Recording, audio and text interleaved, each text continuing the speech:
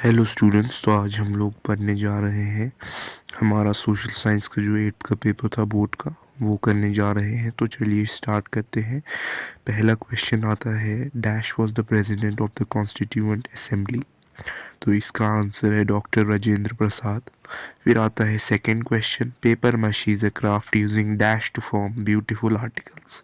तो इसका आंसर आ जाएगा B, paper. The quality or condition of responding to certain social stimuli in a sensitive manner is called, इसका answer है sensitization।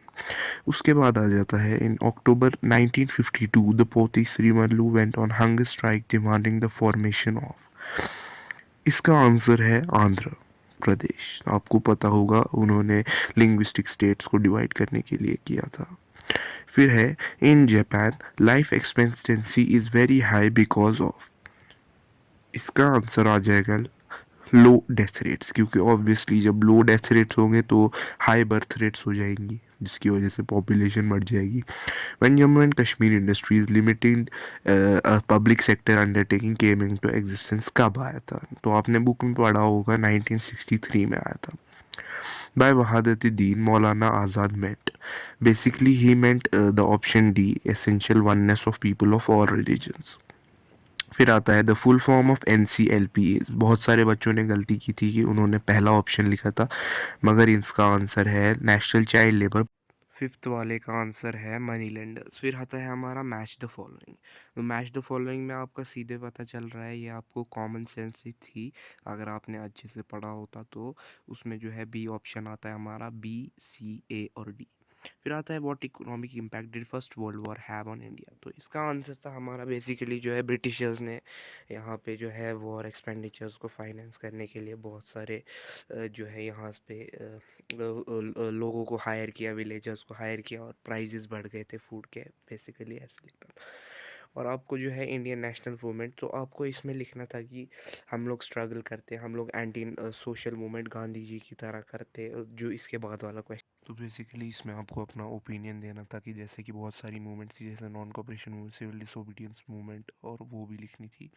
तो उसके बाद आते हैं, in your opinion what Gandhi ji, ये भी आपका क्वेश्चन आंसर में से क्वेश्चन आया था। फिर आया था डू यू थिंक, वो भी आया था क्वेश्चन आंसर से। फिर ह्यूमन माइग्रेशन, वो पता ही है हमारा, एंटरिंग और लीविंग अ प्लेस।